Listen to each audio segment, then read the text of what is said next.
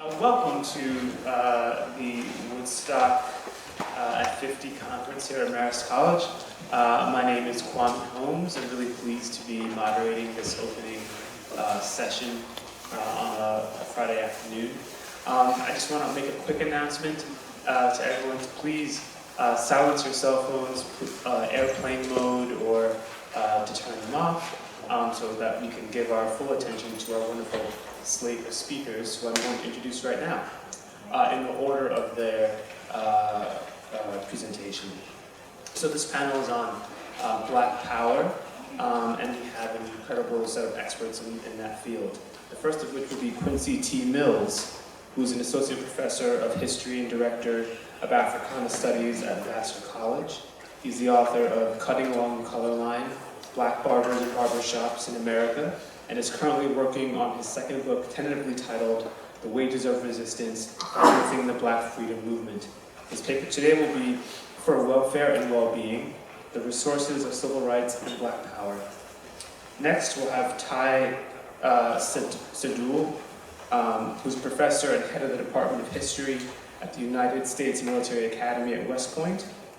He writes a Civil War memory and African American history, and is author of Black Power Cadets, how African American students defeated President Nixon's Confederate monument and changed West Point, which is forthcoming.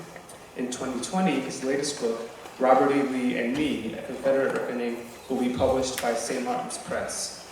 And Professor Seidul's paper is entitled Black Power Cadets, how African American students defeated President Nixon's Confederate monument and changed West Point. Third, we will have Robyn Spencer of Lehman College. Robyn is a historian who focuses on Black social protest after World War II, urban and working class radicalism, and gender. In 2018 through 2019, she is the Women and Gender Studies Visiting Endowed Chair at Brooklyn College at CUNY. Her book, The Revolution Has Come, Black Power, Gender, and the Black Panther Party in Oakland was published in 2016, and her next book project is titled To Build the World Anew, Black Liberation Politics and the Movement Against the Vietnam War. Her work today will be Woodstock, Music Festival, and the Black Power Movement, Intersections, Disjunctures, and Legacies. I'm looking forward to learning from these great scholars, and please welcome them to the stage. So glad to be here. Welcome everyone who has come from so near and far. Walking with a colleague from Rochester. And so it's a testament to, I think, the organizers of the conference and putting together a well-planned event here. I'll just get going. I have only a few minutes here. Money never made a movement, but not enough of it sure could break one. Just after the Montgomery bus boycott, Martin Luther King delivered an address at the Institute of Nonviolence and Social Change in December of 1956, and he said, quote, "Another thing that we must do in pressing on for integration is to invest our finances in the cause of freedom. Freedom has always been an expensive thing. History is a fit testimony to the fact that freedom is rarely gained without sacrifice and self-denial. We must donate large sums of money to the cause of freedom," end quote. If American liberal democracy tied freedom to the market, then could resistance take shape if it too was not tied to the market? What did it mean to invest finances in the cause of freedom? King was pointing to an activist economy. I think about the wages of resistance as a way to delve into money matters to understand the political economy of the Black freedom struggle. We know that African Americans paid the price of freedom with their lives, but they also dug deep into their pockets. Some African Americans took out second mortgages on their homes or contributed funds from their businesses to post bail for activists. But a larger number of people purchased tickets to benefit concerts, such as the ones organized by Harry Belafonte and the Student Nonviolent Coordinating Committee, Freedom Singers, or dropped $5 in the collection plate at organizing meetings in Black churches. This constituted the cash flow of resistance movements. The narratives of protests and lawsuits abound in the literature on civil rights activism. However, the everyday concerns about financial standing have gone understudied. How did civil rights and Black power organizations employ personal sacrifice and freedom to articulate their fundraising appeals. In what ways did African Americans evaluate their lives according to their contributions to the Black freedom struggle, and did they expect anything in return? Activists such as Ella Baker organized several organizations that were explicitly targeted toward raising money and supporting people. In Friendship, the Ghana Society, she helped organize the Friends of SNCC, Operation Freedom, the Fund for Education and Legal Defense, and others, such as Black women in Mississippi organized Women Power Unlimited. What I'm calling the wages of resistance is part literal. It attends to wages lost and gained. Individuals lost their jobs and others did not openly protest to preserve those wages and those jobs. Folks willingly went to jail, but who would bail them out? To meet these needs, organizations needed funds for its work and to support the people that they were looking to organize. Funding and fundraising during the Black Freedom Movement involved a dialectical process of sacrifice. On the one hand, the undue price of Black citizenship, you might think of in the form of lost wages or the unmitigated burdens of fines, represents a kind of a tax. And on the other hand, welfare, or willing support, served as mutually reinforcing the politics of giving. In short, I frame the politics of funding for social justice as welfare from below, meaning welfare without the state, meaning welfare before it became a contest between the deserving and the undeserving poor. So to put this another way, I think about both the undue and the just due. Now, there's a long history of Black community support with institutions such as mutual aid societies, informal networks such as rent parties that provided material support in times of need. In many cases in the post-World II period, Black teachers were hesitant to march, but their children did. Yeah. And at times, certainly, these were great sacrifices. I'm arguing here, right, that we should center a social justice economy, one that has elements of cooperatives, capitalism, and certainly altruism, not in a very romantic way, but to, again, think about the quotidian issues of social movements. And so, what does this say about America, that indeed some pay this precarious tax of citizenship for rights? So I'm focusing on funding here, and I'm going to spend just a little bit of time talking about Fannie Lou Hamer as a way to sort of think through some of these issues. And just briefly, for I end, talk a bit about the Panthers as a way of transitioning here. Here in the Delta part of Mississippi, I have just barely existed, Fannie Lou Hamer remarked in a memo in September of 1963. Not really lived, because coming from a farming family, I can tell you what it's like to suffer for things that are essential in order for one to survive throughout these economical and social changes. So many times as a child I've got hungry, and now as an adult I'm still hungry. It was one of the greatest things that ever happened to the state of Mississippi when the voter registration crusade began, end quote. Hamer understood and eloquently articulated the connections between subsistence and democracy better than most people in her times or ours. She spoke to the deep hunger and poverty in Mississippi and the imagined transformative power of the franchise, which illuminates the fact that American liberal democracy has historically proven to be high on ideals and short on standards of living. And some of the most dispossessed and dislocated have stood determined to reimagine a new democratic order. Hamer was specifically referencing SNCC's Mississippi project that began in '61. She was among the Black citizens in Mississippi that SNCC had convinced to attempt to register to vote.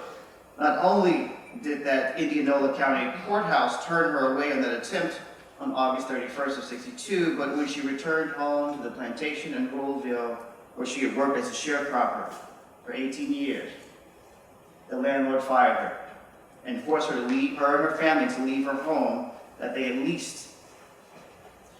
Her unforgiving transgression had been her attempt to exercise her right to vote.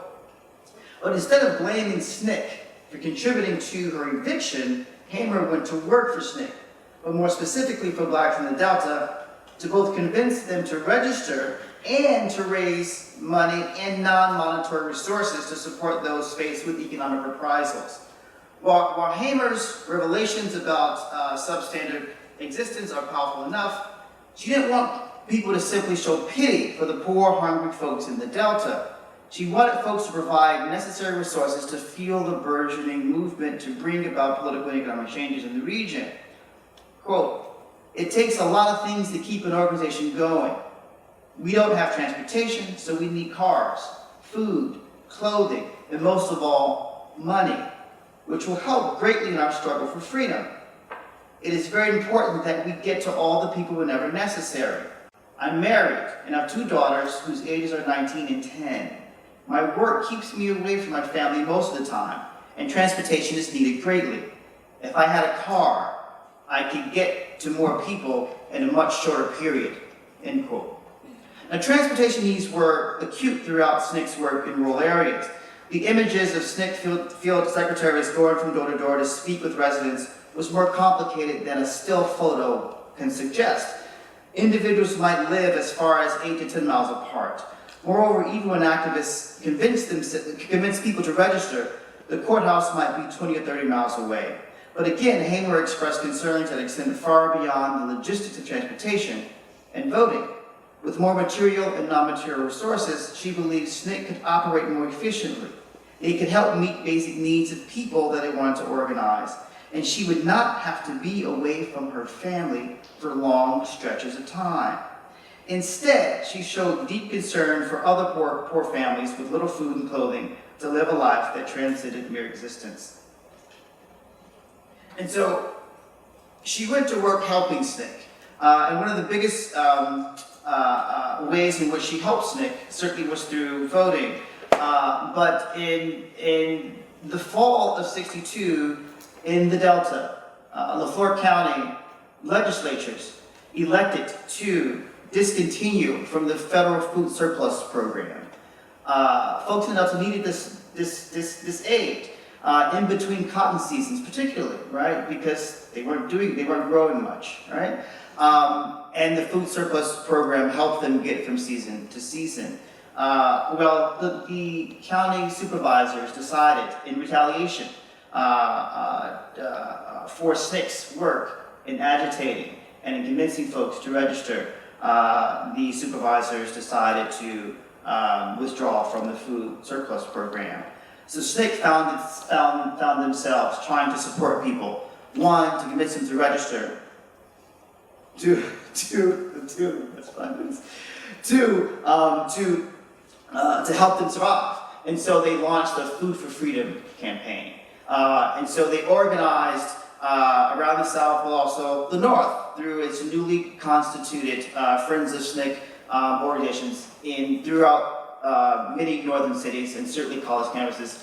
And I imagine some of you may actually have been aware of that or been a part of that in some capacity in Chicago and New York, in the Bay Area of Cali.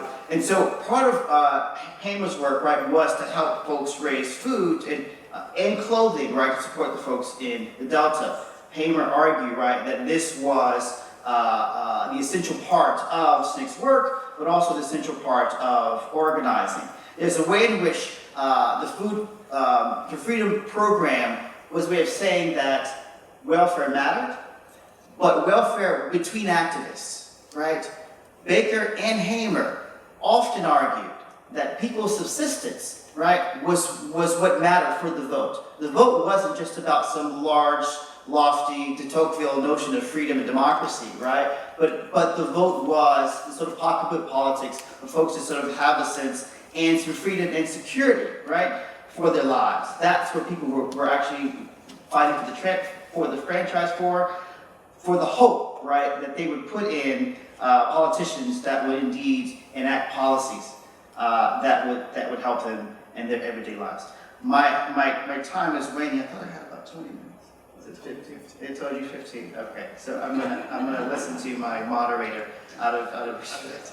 That's okay. That's okay. And so part of what I want to suggest here, and I can certainly go into more in the Q&A, is that while money might be a sort of a dirty word, there's a way in which it was needed. We all need it in some way. I think the issues of capitalism has sort of made us sort of hesitant to talk about money. But the dire financial need is all over the sources. Organizers and activists and leaders talked extensively about needing money. From the federal Food for Freedom campaign that Snick waged in '63 to the Panther's work organizing free breakfast programs in the urban north, speak to, right, the importance of subsistence and speak to the centrality of an activist economy in order to support people. So I'll stop there. 2 minutes. I'm good. It's going to take me longer. You nailed me, Rich.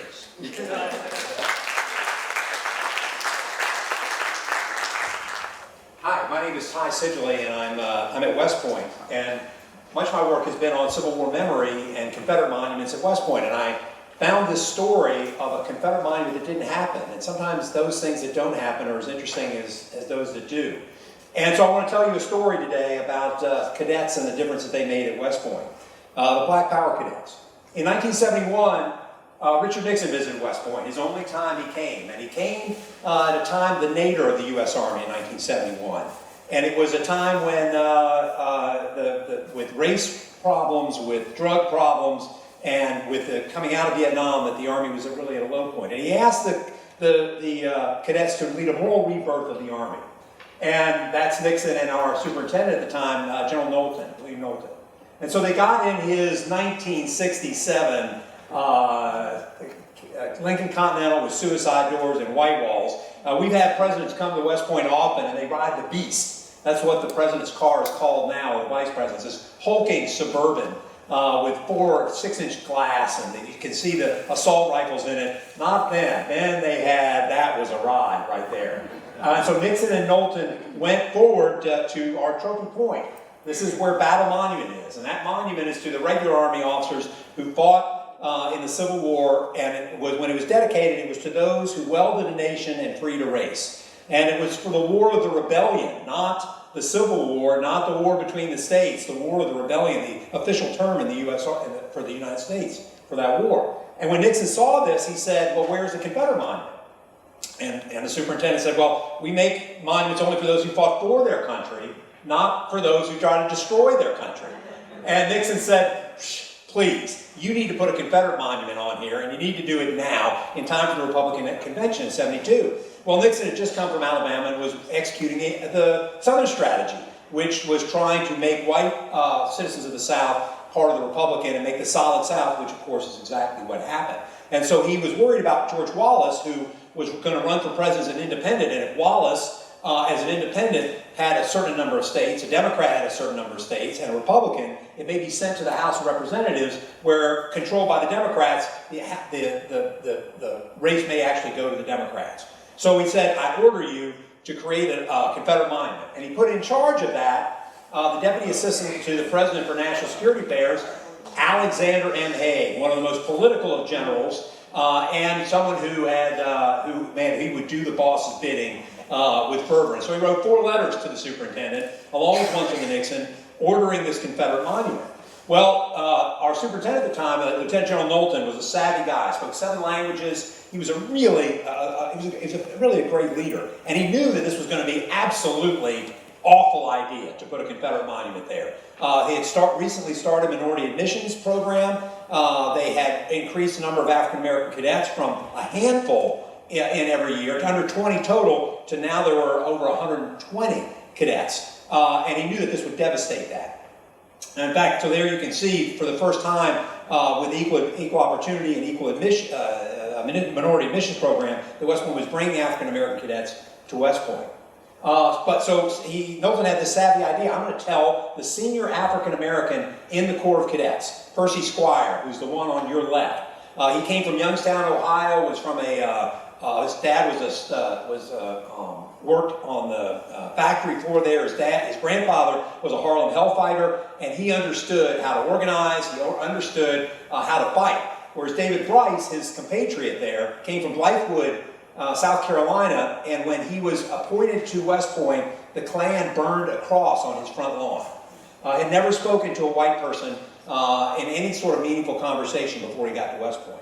So when Percy heard about this, he convened a meeting of the Contemporary Affairs Club at West Point, and this had been taken over by the African American cadets, sort of as a silent coup, because they were not allowed to have a black student union. So this became sort of a de facto black student union. And that night, when they came together in October 1971, they argued about what they should do about this Confederate monument. Some said they should mutiny. Some said they should have a sit-down strike. Some said that if they have a parade, they should sit down for that or use a Black Power salute during that. What they came up with instead was to create a manifesto, and they wrote a 13 demands in this manifesto based equally on the Declaration of Independence and the Attica Uprising, which had happened just a few months earlier. And this was written by Percy Squire and edited by Joe Ellis, who today is Pulitzer Prize-winning historian of the Founding Fathers, who was at the time a captain in the U.S. Army teaching the Black History course at West Point. So they had these demands, these 13 demands that they made, and they got everything that they wanted. The first thing they wanted was the threat that if you don't do what we're going to tell you, we're going to go to the press. And in fact, they did go to the press, to Ebony magazine, which published something later in 1971 by A. Peter Bailey, who was a compatriot of Malcolm X and wrote an article called "Getting It Together at the Point." And he, in fact, said, I called him and talked to him, and he said those were some savvy brothers. They really knew what they wanted because they used the threat of greater publicity to get what they wanted. First thing they wanted was the relaxation of hair standards. And boy, did they win. This is an Army institution, and to have afros that large shows you who has the power at West Point. This was not something in 1971. There were no afros. By the late 1972, all African American cadets were wearing afros. So they got what they wanted there. The second thing they demanded was there were no black women. Of course, it's an all-male institution. And the only way to get women to West Point was to bus them in. I mean, this is, it's crazy, but it's true. And so they hired an African-American hostess. We saw the cadet hostess to this day. They usually teach cadet etiquette now, but back then, they actually helped bring women to West Point. And for the first time, we had a homecoming queen. We used to have homecoming queens at West Point. The first time we'd ever had an African-American woman as a homecoming queen. They also had their own soul-themed dances. They were never allowed to have, African-American cadets were not allowed to have their own dances, but now they were, so they were allowed to have soul-themed dances on their own, and in fact they did bus women from historically black colleges in New Jersey up to West Point. So that, again, this is what they wanted. The second thing they wanted was a recognition of the black soldier, which had never happened previously. And so immediately, the Academy renames the cavalry parade field Buffalo Soldier Field. And Buffalo soldiers were at West Point from the early part of the 20th century into the 1950s, helping support equestrian training. And then when they ended that, they worked in support staff positions throughout the Academy. And so here are some of the old Buffalo soldiers at that dedication ceremony. And they also wanted to bring speakers that they wanted, and they were not allowed in early part of 70-71 to bring speakers that they wanted, so they brought Ron Dellums, who was a congressman from Oakland, who had been visiting bases throughout the military and talking about institutional racism. And he gave an incendiary speech when he came to West Point. Not only did the cadets bring Ron Dellums, in 1973 they also brought Louis Farrakhan, the head of the Nation of Islam, to West Point. And they created a fashion show as well. This fashion show brought up the great African-American designers from the city up to West Point, and they created this Black Fashion Week. And then there was equal opportunity and race relations training that all cadets and all faculty had to go through. And for that manifesto, they had 21 of the 22 black officers that signed that manifesto that went up to the superintendent. And the cadets wanted to show that they were not part of the system of white oppression, and they wanted to do a fundraiser for sickle cell anemia research. And this was against Department of Defense regulations because you're not allowed to do a fundraiser on federal property. They got them to waive that. They went and saw Senator Edward Brooke in the U.S. Senate from Massachusetts, and then went and visited the Secretary of Defense at the Pentagon and got permission to hold a fundraising concert in Mikey Stadium, a sort of Black Woodstock in the Hudson Valley. And they executed that in 1972. And there it is, the Concert for the Blood in Mikey Stadium. It was the first time in the history of West Point that African Americans from Poughkeepsie, Middletown, and Newburgh came to West Point. The activist and actor Ossie Davis was present and called it the Miracle at West Point. And in fact, the two headlining acts, they were hoping to get Ike and Tina Turner. Ike had some problems with the law and was not able to come, but it was headlined by Stevie Wonder and the Supremes. And there it is, a deluge that day of biblical proportions. Meant the crowd was not 50,000, but closer to 10,000. Still, the cadets raised $31,000 for sickle cell anemia research, which they then presented to Freedmen's Hospital at Howard University. And it created a sense of black identity at West Point that had never been there before. And I take my cadets often to read our yearbook, our howitzer. It's a great way of seeing change over time, particularly in regards to race and gender. The class of 1953, which is in fact my wife's father graduated in the class of 53, they were still using blackface. The white cadets were still using blackface at their drama shows. But by 1973, 72, 73, there are these that show how black identity was not only allowed, but in fact the Academy encouraged probably too strong a word, but certainly allowed this idea. In fact, General Knowlton said that, and took credit for this, of saying we are, in fact, leading the league in race relations at West Point. Now, whether that's true or not, I'm not sure, but it did get him his third star as he left West Point. In the 1976 yearbook, which is sort of the height of the Black Power movement at West Point, the cadets took out a 2-page ad that showed them in this pose, and with it came a poem that they wrote. And this is sort of a full-throated anthem to Black Power. Let me inform you that black is all. It's a Black is Beautiful poem that they wrote that was on one page of the 1976 yearbook. And on the second page, and this is the one that I really love, and I tell this to our cadets, and I often lecture to the Contemporary Affairs Seminar, which is still the Black Student Union on African American history at West Point. And once I was held in servitude, but now it is my right to serve. The interesting point is that this never came out into the public. No one ever knew about this story. And the reason is that the cadets didn't want to burn the academy down. They realized how important it was to have black officers as senior folks in the Army. And in fact, one of those, I'll go back. The person right on the far down and to the right is Cadet Lloyd Austin. And Lloyd Austin would later become a 4-star general and commanded all of the U.S. forces in Iraq and Afghanistan, retired 2 years ago after close to 40 years of service in the U.S. Army.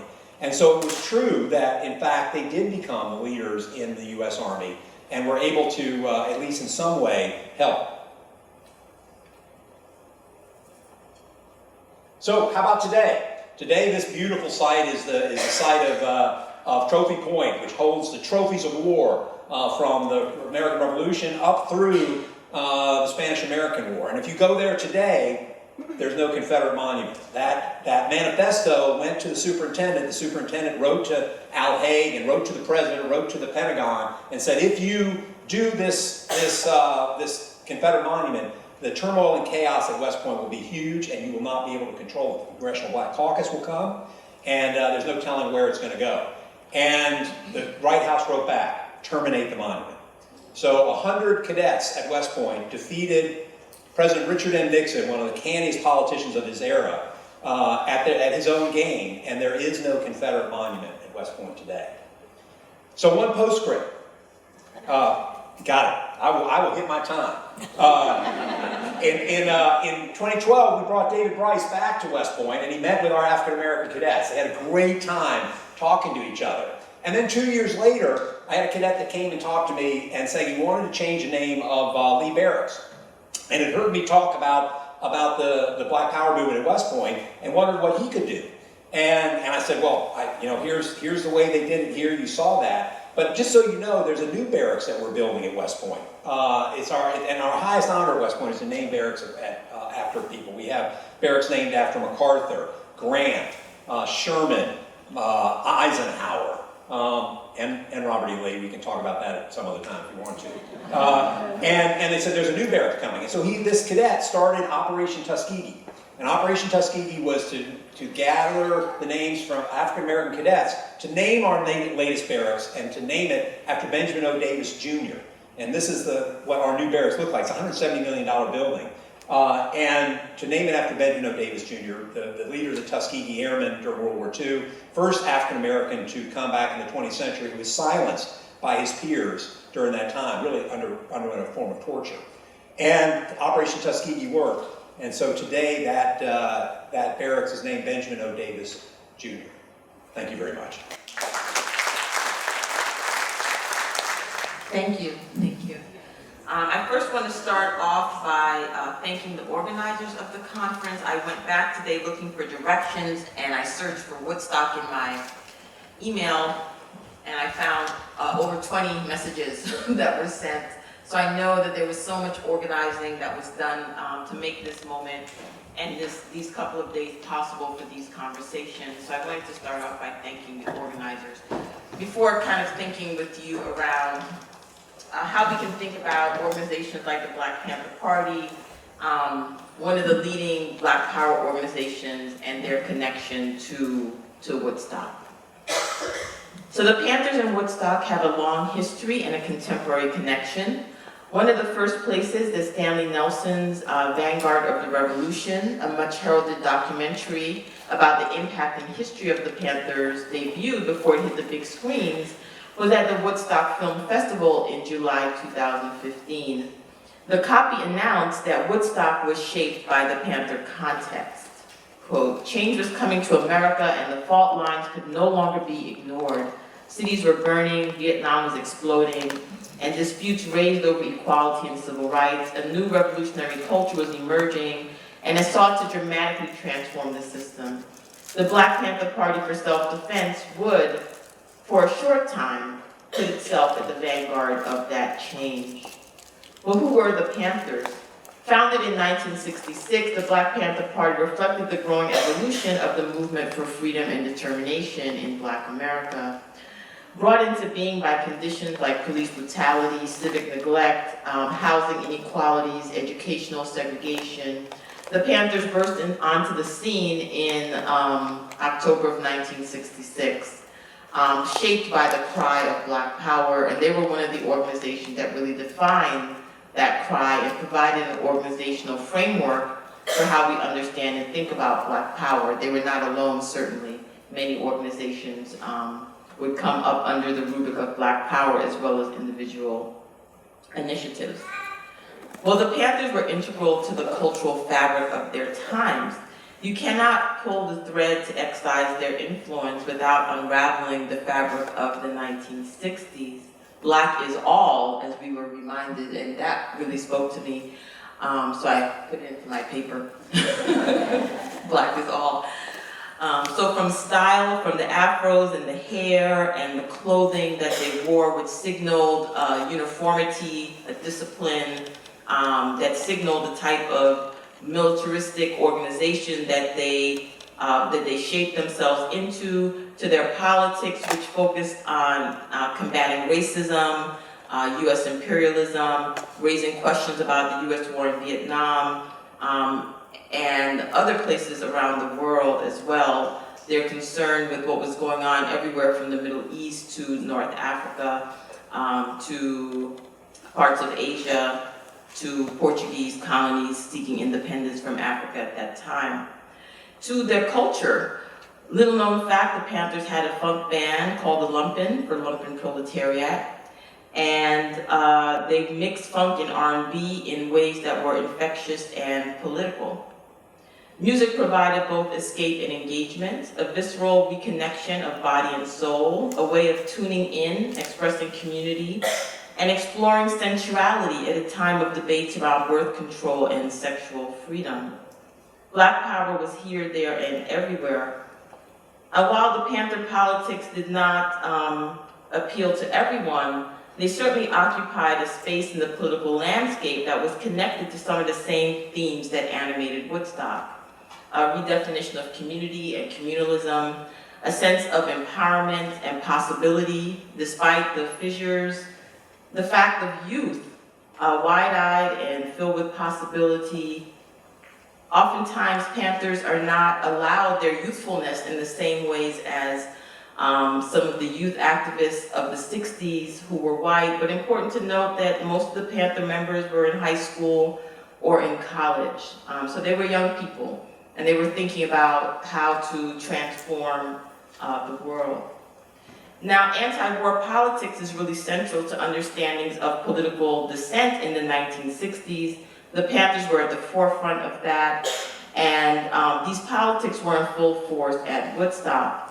In 1969, Jimi Hendrix played a stern rendition of the Star Spangled Banner, which became, very, very well known at Woodstock as part of a musical melody that incorporated the sounds of war and taps, the bugle call played at military funerals.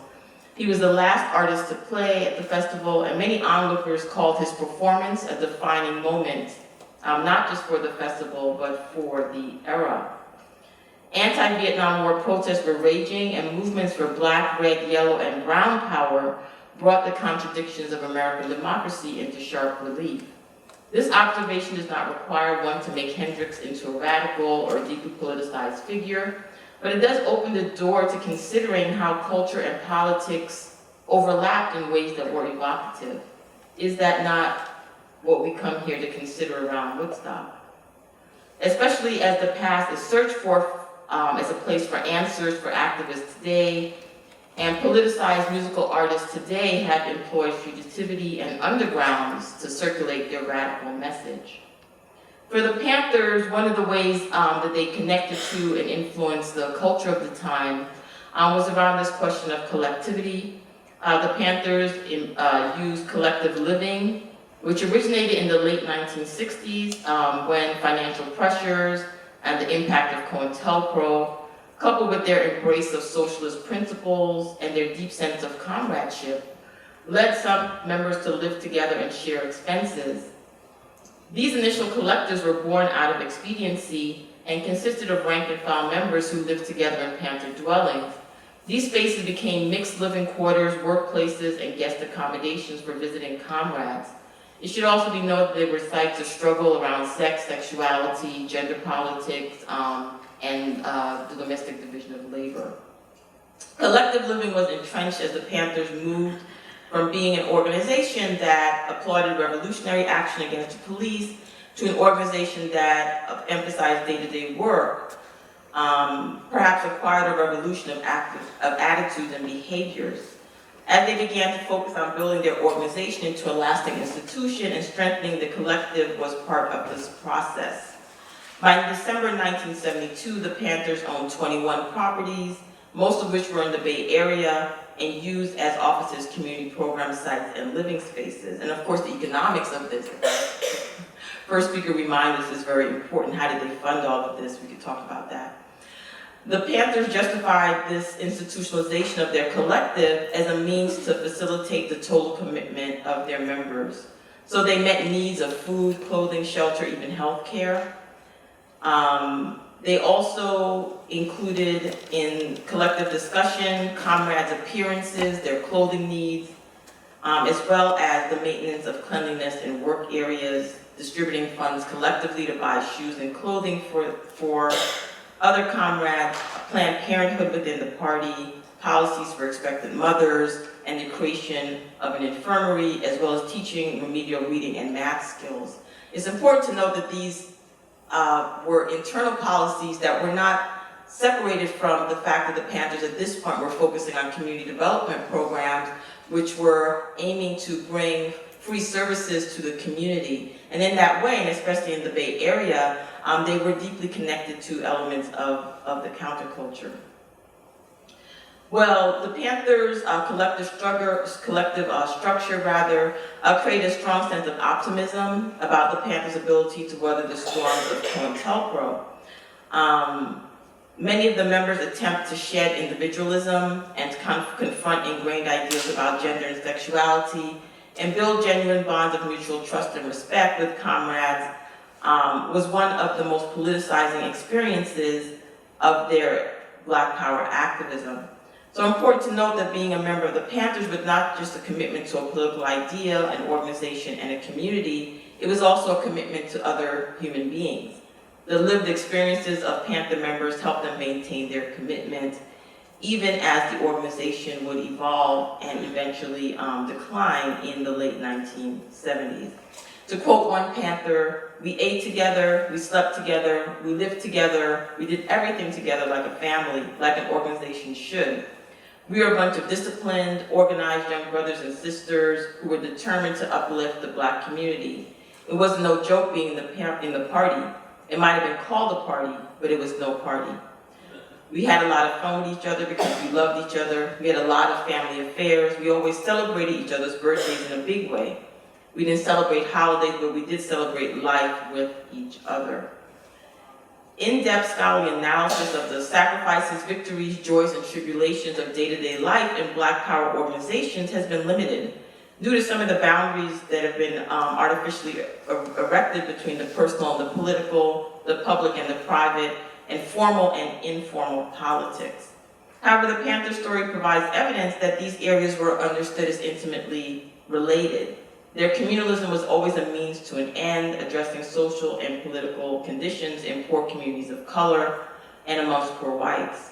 Analyzing the relationship between the viability of their communal structures as well was very important. So Woodstock is a site where the racial fault lines in 60s historiography are evident, but it doesn't have to be. I personally am against walls and all about border crossing. Black is beautiful, Black is all, as the cadets at West Point informed us. Inextricable, inseparable. The Panthers are a perfect vehicle for this message, connected to a counterculture in the Bay Area, culturally hip and relevant, grappling with revolutionary anti-imperialist politics, and struggling for egalitarian gender politics. Today's festivals have potential if unleashed. Right? In some ways, we think about commodities, the ways that people today experience large musical festivals, an experience that might mean skin-to-skin, face-to-face, and other entanglements, or involve an audience of streamers in their homes, in their living rooms, on their phones, wherever they may be. Capitalism, gender, scholars of culture have looked at how performers like Beyonce have seized and made space for themselves, but for others, for movements, for freedom, and how do we continue to make space for the best elements of the synergies that Woodstock represents. The 2000 teens have been the decade of the backward glance at the social movements of the 1960s. It is 50 years later from the founding of the Black Panther Party, from the Summer of Love, from Global 68, and from Woodstock. We, the collective we, not just historians who are always attuned to the rearview mirror, but we, as a country, are looking back. What does the perspective of time offer us? What is Woodstock's legacy of resistance? Thank you.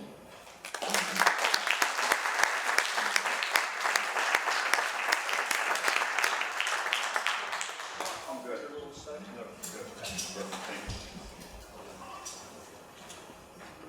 Thank you again, Professor Mills, Fidelli, and Spencer.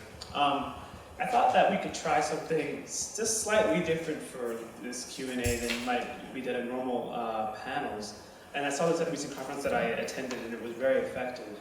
I thought we could take a number of questions from the audience, kind of collect them. You can address them to the individual panelists or to the panel as a whole. And then the panelists, kind of one by one, can answer questions, and this would give Professor Mills an opportunity to speak a bit more about maybe what was unaddressed. But also, it's a nice mode because sometimes people need a moment just to think about a question and can't automatically have a response. So this will give the panelists an opportunity to consider your questions and then respond in as sort of thorough a way as possible. So if you have questions for the panelists, simply raise your hand. We'll go through as many as we can, and then each one will respond in turn. Yes? Yes? In the black. We're going to use the microphone so that we can come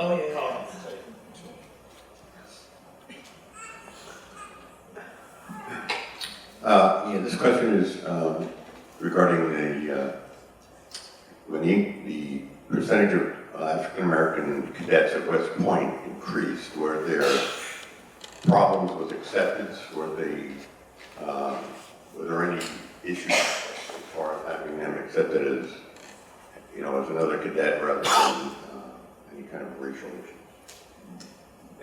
In 1969, thank you for the question. In 1969 was the first time that there was anything more than a handful of cadets, of African American cadets at West Point. And so there had been an enormous, the West Point represented the Army of the Nation up until that time, where there was some tokenism that started in the late 1930s. But by 68, the Army said West Point needs to represent the nation more. And so that 44 that came in that summer of 69, by the way, that's the same year that Henry Louis Gates graduates from Yale. So the class of 73 is many, it's not just West Point, but many other schools started to do minority admissions at a big way. Yale was one of those. So there were some problems. There were problems with the band playing Dixie. There were problems with Confederate flags versus Black Power flags. There was this equation of those. And there were issues of whether African American cadets could join together in things. Where there was one that I interviewed that said, every time there were 5 or 6 black cadets together, a white cadet would walk by and say, "Are you all planning a race riot?" And so there were certainly those issues that came. Though we are an obedience-based organization in the Army, and that did help some because we told people that you were going to get along. But the thing was, we tried, but it did not allow for black identity. And I think that's what changed, what the cadets themselves changed in 1971-72. Dr. Spencer, when I look at the photographs and the films from Woodstock, even when I just look around the room here today, it's a pretty pale group. Did the Panthers did they ever evince an opinion? What did they actually think of Woodstock? Did they see it as positive results? Did they see it as a big frat party? What did they ever come forward with any thought on it? I did want to see if we could collect as many questions as possible. Oh, yeah. I don't know if I need a microphone. Video. I just wanted to maybe mix into that there. I think it's a secondary and less important question, but since Jimi Hendrix keeps coming up so often, and since you specialize in the Panther Party, in rock histories you sometimes see passing reference to Panther Party members pressuring Jimi Hendrix to move away from rock and start singing our people's music. I've always wondered if those stories are apocryphal. I've always wondered if stories of one isolated incident have been magnified into something out of proportion for people who resent activists making pleas to artists. So it may be worth answering, it may not, but I was wondering if you had a point of that. Are other audience members eager to have a question answered? Yes? Are you raising your hand in the white jacket? No? That's fine as well.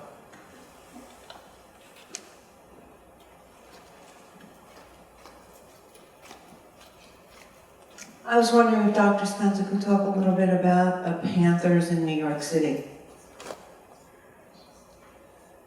Yeah, I'm happy to also add in a question for Professor Mills, which was, I was thinking as you were speaking about the everyday nature of the activism you're describing. And so much of the history of this era is quite romantic.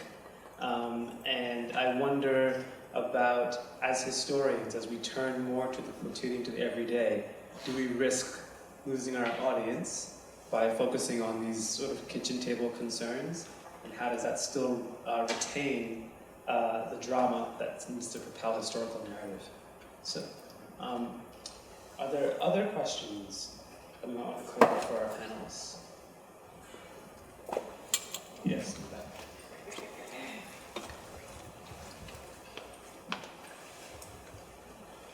I apologize because I came in late and maybe this was covered.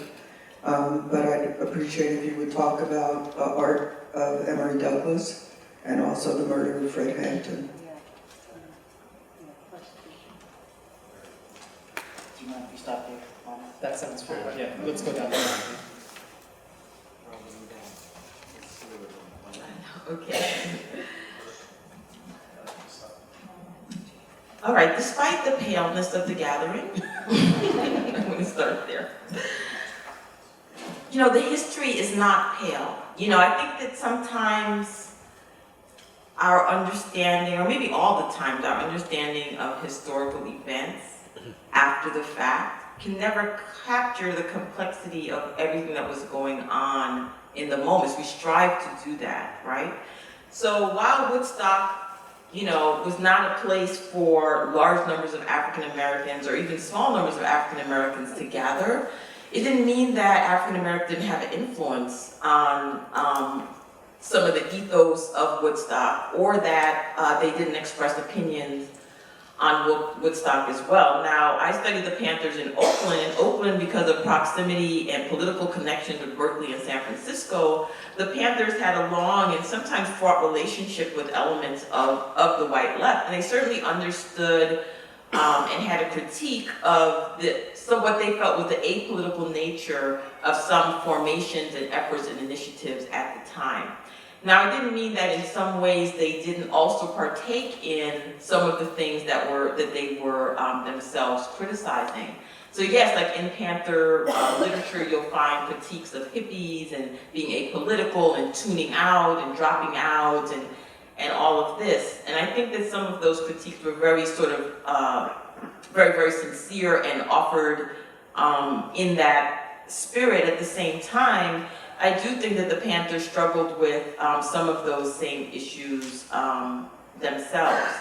How to think about the personal and the political, how to achieve personal and individual freedom in the context of a liberation movement for collective freedom and liberation. How to balance the individual with the collective, and to what extent this one experiment with the challenging of norms, boundaries, around sexuality, around sensuality as well. So yes, the Panthers were sometimes on record very critical of Woodstock. At the same time, I think that there was a sense that it was part of the milieu of the times, and something that they were engaging in themselves in the questions around music and what role would music play in revolution, how would people come together, you know, imagining all of the ways in which people came together for rallies, for the political conferences that they had. What role would culture play in the revolution that they saw? And so in this ways, Panther gatherings, which might have been melanin rich, were also influenced by, you know, their engagement with some of the ideals coming from and being debated by the white left as well. So oftentimes I always think it's not necessarily who shows up, but even when people show up, ideals show up in different ways, right, alongside of them that may not be as visible. So that's what I would say. That's what I would say about that. Now, the Panthers' critique of Hendrix, I've heard that. I did not feel it was kind of a sustained ethos that animated the organization. I think there was a sense of expansive blackness at this time, although it was a time of really defining blackness as well, right? There was soul and certain things were outside of that framework. And the ideals about soul and what was soul and what wasn't soul were certainly being deeply politicized. But I have a sense that the Panthers in particular, who had a long relationship with elements of the white left, with Chicano radicals, with Puerto Rican radicals, with Asian American radicals, that they had kind of a broad understanding of the roles that different cultural forms could play, and about the necessity of infusing politics into all of those spaces. So that is what that's kind of what I would say in response to that. The Panthers in New York, just really quickly, I didn't really study the Panthers in New York. Being a New Yorker, I did think and talk about and speak to lots of people who were involved in the Panthers in New York. In New York City, the Panthers were connected to groups like Friends of SNCC, which was a northern-based organization that raised money and supported SNCC, Student Nonviolent Coordinating Committee.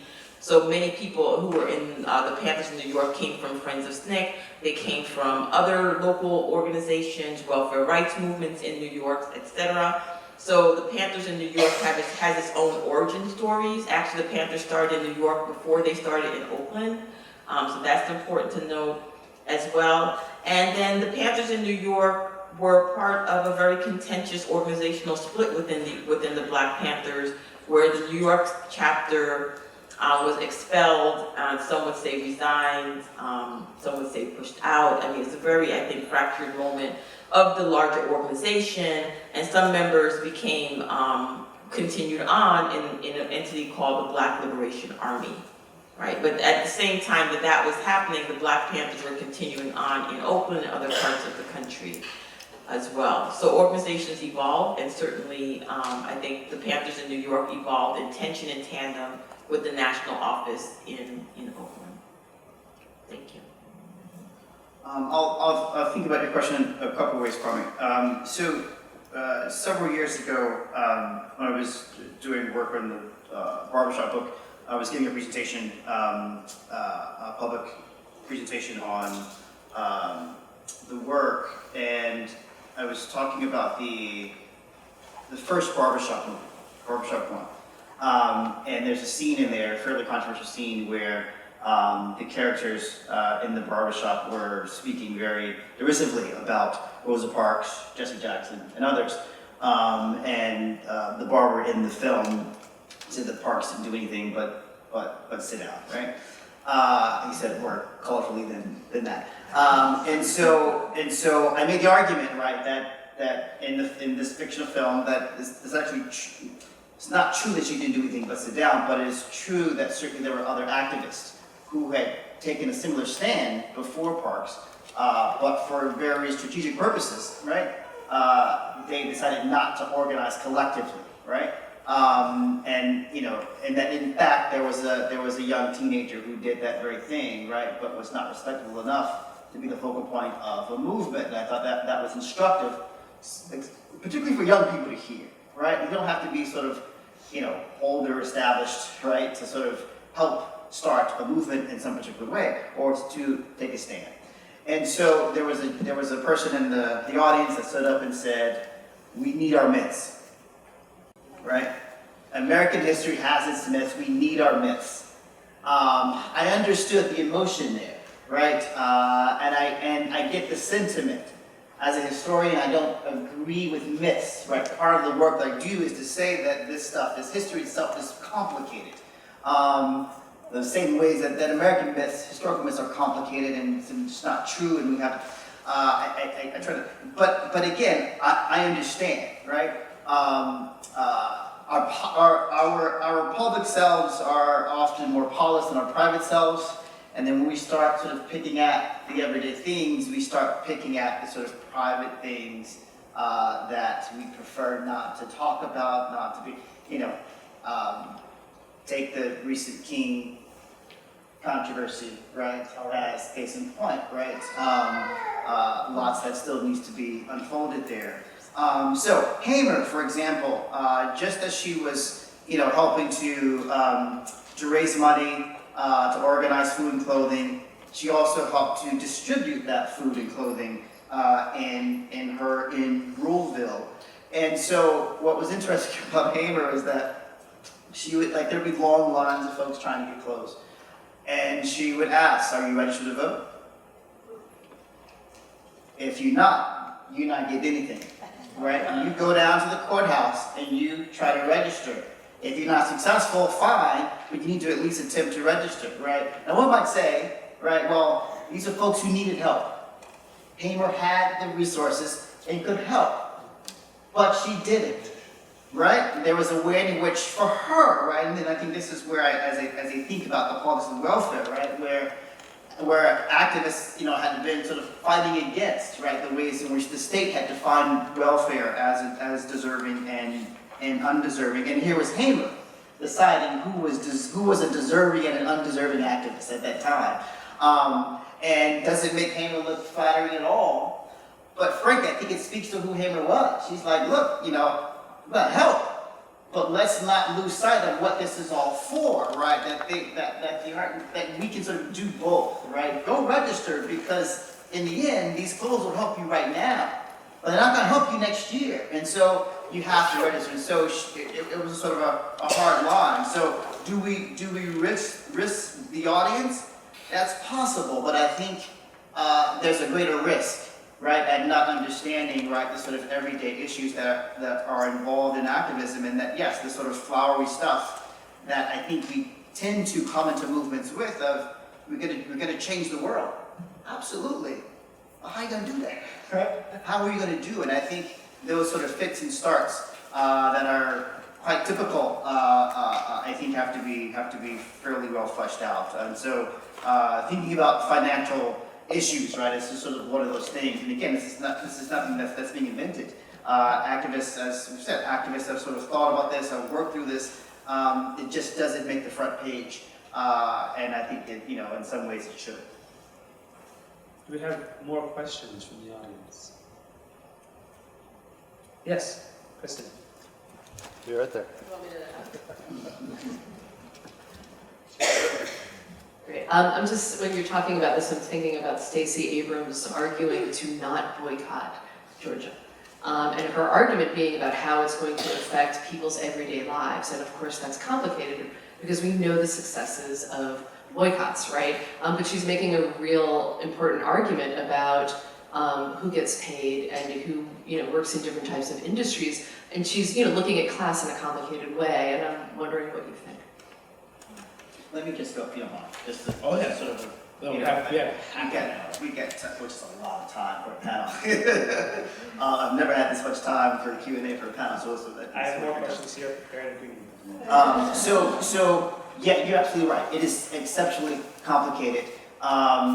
It could be less complicated if indeed there's a flood of support alongside that boycott, right? And so where that support will come from, that's the big question. But I do think that if there were calls for aid, that it would come. How, who's going to organize it?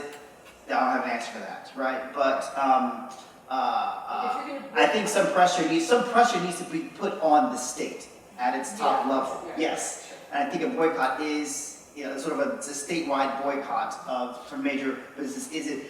The other part is that we would have to believe in trickle-down economics, right, to say that it's going to, I don't know, I guess that has to be the center of any discussion of a statewide boycott in terms of for or even against, right? How trickle-down economics can actually work, right? So if indeed,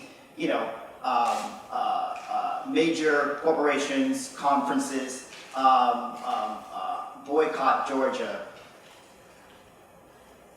will workers see less pay? Will they be laid off?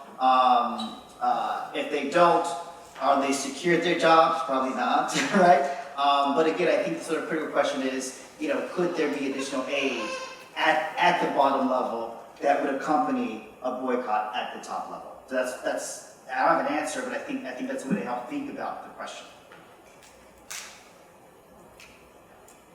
Yes. Following up on that question, but back into the historical context, what were the discussions in terms of fundraising about where it was legitimate to seek money?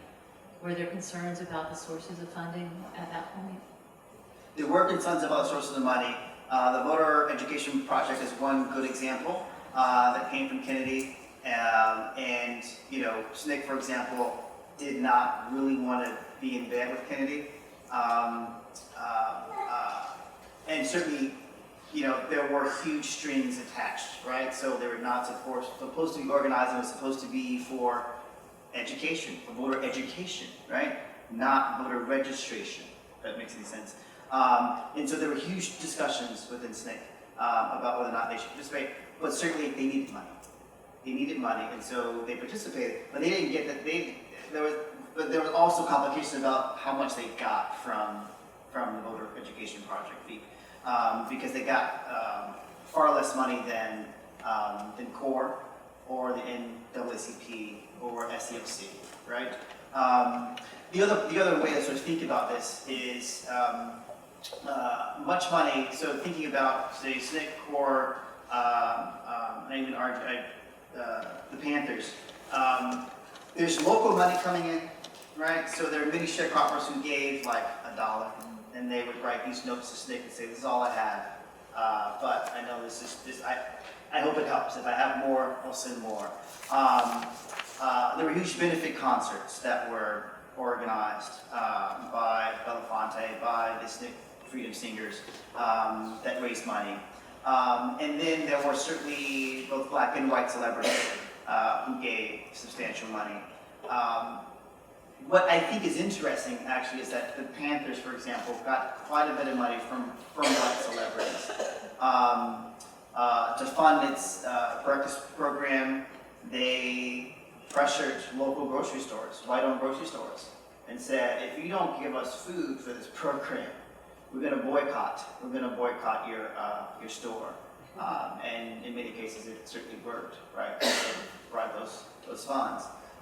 The biggest question was, would there be strings, and how many strings might there be? And so it sort of varied across the country, but also across groups. Where they could, they did try to raise money on their own in the absence of the state, but there were some who were open to state grants, but that was not a preferred way of raising money. The other part was selling items, commodities for funds, which I would argue is so thinking about, for example, the Panthers who were anti-capitalist, right, but would sell buttons, which I would argue is a form of capitalism, right, selling a commodity. I wouldn't necessarily call that a contradiction, right? But I think it's important for us to sort of think about how commodities sort of worked within fundraising appeals, alongside the sort of larger ideological politics of economy. There's someone behind.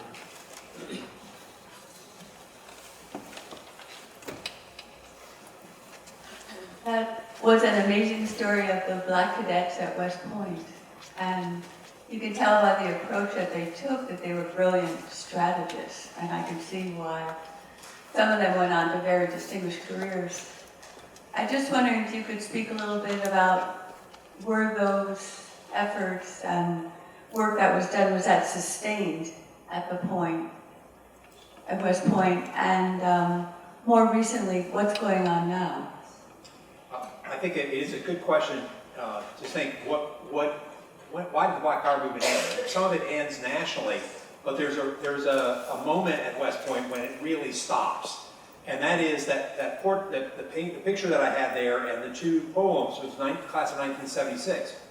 Women enter West Point in the fall of '76, and if there's one thing that black men and white men agreed on, it was that they didn't want women at West Point, and so that there was a new other that showed up in the fall of 1976, and that changed the academy completely. It also had a massive cheating scandal in that year as well, which also took a lot of the academy and the nation. It was the cover of the Newsweek and Time magazine are cadets from looking at the cadet from the back with his fingers crossed. It was on the cover of Newsweek magazine.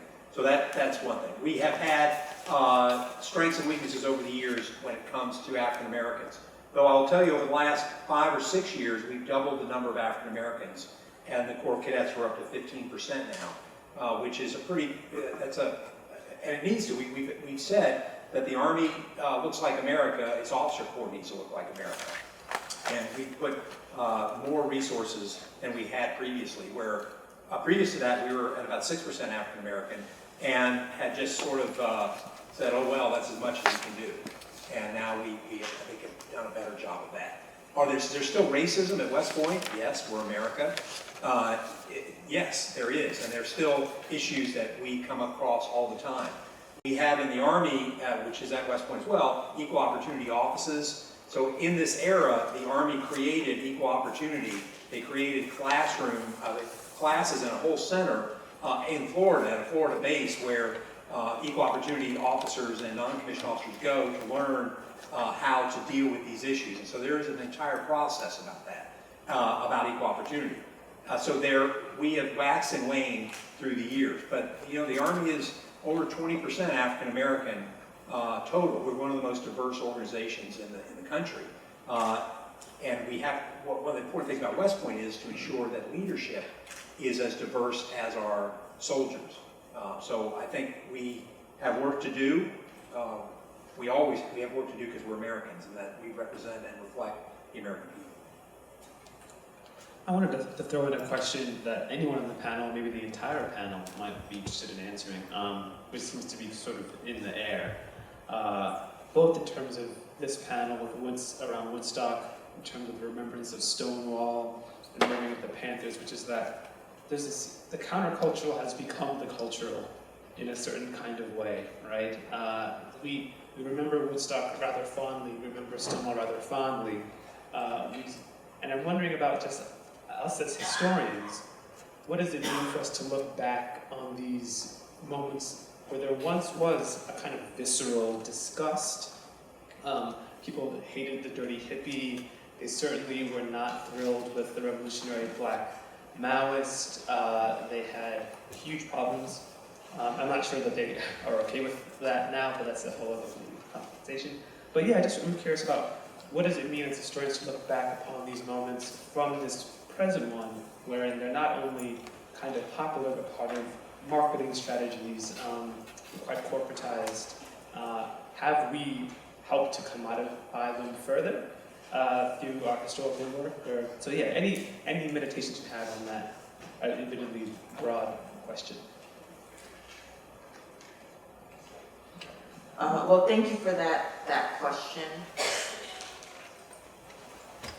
It's good food for thought, you know. Will there be a Black Panther, an Eldridge Cleaver stamp, you know, brought to you by the U.S. Postal Service? You even a $10 bill. or on the $20 bill. I do think that I try to walk the line between asserting that the Panthers were part of a cultural current that was inseparable from so many different engagements with radical politics in the 1960s, and while still maintaining the radical edge of what they were trying to do, right?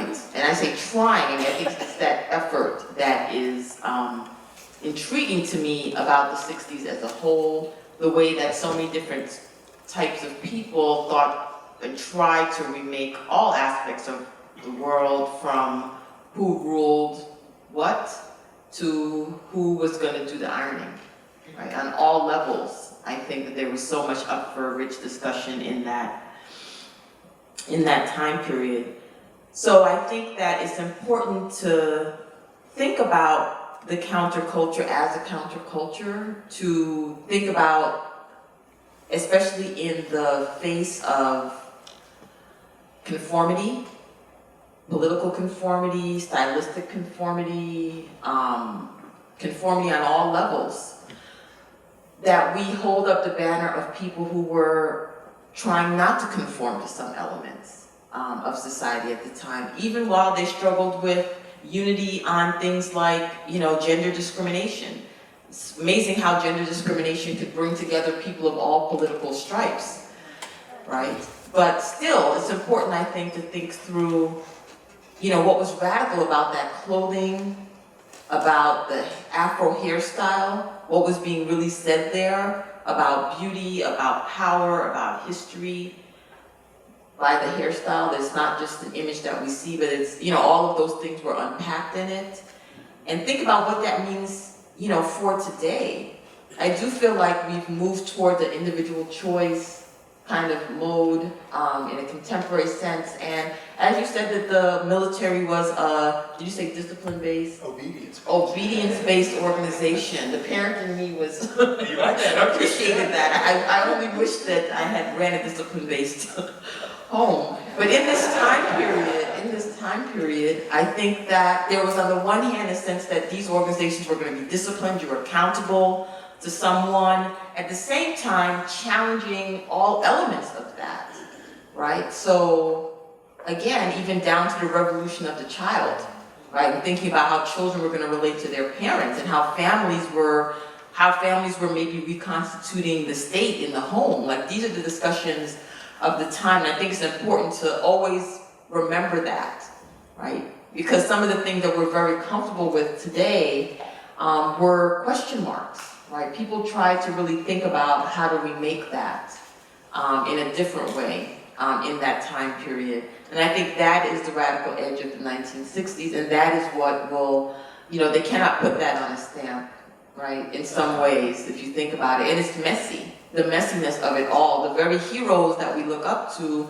if you unearth their personal life, might be tragic, domineering, vicious people.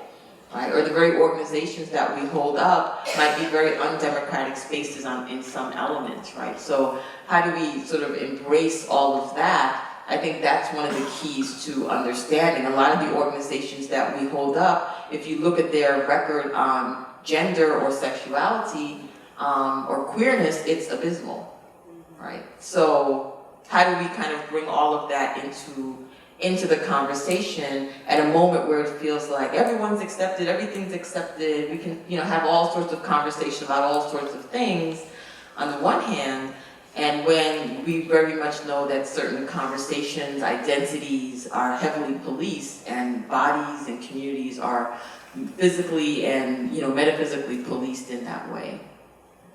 I have one story to tell about that, that I think history is dangerous. It's dangerous because, as Quincy was saying, it goes after your myths. It goes after your identity. And because of that, that's what makes it so much fun. And so interesting. But about 3 or 4 years ago, a couple years ago, I can't remember when, the African-American women that were graduating, there were 11 of them, 60, I can't remember. It was the largest class at the time. We had the largest class this year of women of color. But anyway, they took like 20 pictures and they posted them on Facebook. One of them had all 11 women going like this. Social media went insane. They went crazy. And all of a sudden we had to, our leadership had to deal with, did they do anything wrong? Well, we also had pictures of our superintendent, white man, 3-star general, at a football game going like this. So if you have a white man that can do this, but a black woman does this and she gets in trouble, there's a word for that. It's called racism. But then it got complicated, messy. It got messy because the person who was in charge was an African-American officer who went to the Seidule. And he compared the women doing this to the use of the Confederate flag. Now, I didn't get that. I didn't quite understand how he did that. But so then there was a question, do you punish them or not? Well, actually you couldn't. By our equal opportunity and by our regulations, you couldn't. But there were people that said, but you did something wrong anyway. I just know it. I just know you did. So they took a lot of heat for that. And my wife and I had the women over to our house with some others just to say how proud we were of them. But they went through this enormous, very stressful time right before they graduated. Were they even going to graduate? Because of this symbol of Black power that still resonates with people of all, everybody. It still resonates. And that's the danger of history, of the myth that we create, and also how I think the importance that we have of showing that history. Other questions? Yes. Thank you. I don't need the mic. I just wanted to tag on to Robyn. I wanted to ask about Black power, the role of women in the Black power movement, specifically. I was asking about the role of women in the Black power movement, and I mean specifically, and where was their leadership within the movement? Should I answer? Go for it. Okay, great. Thank you for asking. Women were deeply involved in the Black power movement The Black Power movement unfolded at the same time as the women's movement, debates around feminism, and the women who were part of the Black Power movement brought those sensibilities sometimes to the table, as well as their male counterparts. So women were involved in the Black Power movement as strategists, determining the policies of the organizations that they belonged to. They were theoreticians who helped to determine the ideological direction of organizations. They were the foot soldiers who were nameless, faceless, rank and file soldiers, members who did the work that we oftentimes don't value or see. If you think about the clerical work that was done to keep all of these organizations going and the record keeping that we scholars enjoy looking at in the archive, oftentimes that's the hand of the women within the organizations who kept those records and who did that work, oftentimes at great peril. I look at how women participated and they faced the backlash of the movement. So women were incarcerated, they were arrested, they were beaten for their involvement in Black Power organizations. They were surveilled by the FBI. They were sometimes rejected by their family members for being part of it. All the while they're grappling with, all of these debates around what was the revolutionary woman. At a time of the Vietnam War and the valorization of the Vietnamese peasant woman, of the Algerian woman, guerrilla fighter, who was the Black American, Black Power activist woman going to be? And what was her relationship with her male counterpart? And how would she respond to ideals that said the way for the Black community to advance was actually required women to be in patriarchal and submissive roles, right? This rhetoric came from even the revolutionary quote-unquote organizations. Women had to deal with that. And I also uncovered in my research how many male allies emerged from what we would call today male allies emerged from the movement, and how some of these organizations, thinking about the Panthers in particular, were places where people were radically re-educated around that. People talked about gender, who was going to do those dishes, who was going to feed us when we were hungry, who was going to take care of the children that were being created at this time of expanded birth control and debates around sexuality and things like that. Who was going to take responsibility for birth control? And what was that going to mean? So women, I think, really played a big role in Black Power organizations, and oftentimes they created their own niche within organizations. So in SNCC, you had the Black Women's Liberation Committee, which became the Third World Women's Alliance. So women's organizations sometimes grew out of organizations as women came into a different sort of consciousness and wanted to organize collectively, sometimes to the horror of their male counterparts, right?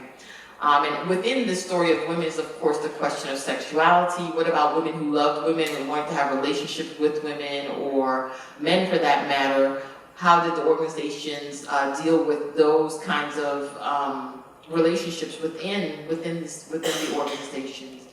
So it's a really complicated story, but it's so important. And women were everywhere, even though we don't see them when we look at those photographs that get popularized, but they were everywhere, and they are represented in photographs as well. It's not that we don't have the images, it's just that we tend to, we mirror the images that we want to see. We highlight the images that we want to see.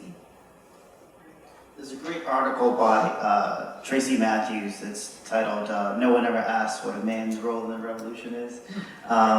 We don't tend to ask what men's roles are, right? And the assumption is that they play a part in life, period, and that women have particular roles, right? I think just to sort of echo what Robyn said, I think there's a way in which, they didn't just have a spot, right? But they were shaping these movements in ways that that scholars have been writing extensively about, and I think that will obviously continue. But much of probably the sort of greatest scholarship in the greatest scholarship on the Black Power movement has been about women in the last 10, 15 years, particularly. So there's lots out there for sure. And I want to just spotlight that Eula Taylor, who's at the University of California at Berkeley, is writing a biography of Frances Beale, who was such a powerhouse in the feminist movement in Black Power. So I feel like, you know, those stories are being told. Did I just speak? Nope, right here. Well, here we go. I read Michelle Obama's biography in the past few months, and when she went to Princeton, I think she was initially assigned a white roommate whose family made a big fuss. And I think, if I can remember correctly, there was a room assignment which changed. So when you brought the African American students into West Point, how was that accepted, and what did you do about like housing assignments? Yeah, that's a great question, because it's an important question. But when African Americans first come back to West Point in the early 1930s, they room by themselves, they are silenced, and no white cadet will talk, or faculty member really, will talk to them except in official duties. And that continues on into the 40s, and they are still segregated by room at least as late as 1953, 54, when the 3 African American cadets in the class of 53 are rooming together. There were 4, 1 leaves, and so the 3, they move to ensure that the 3 are together.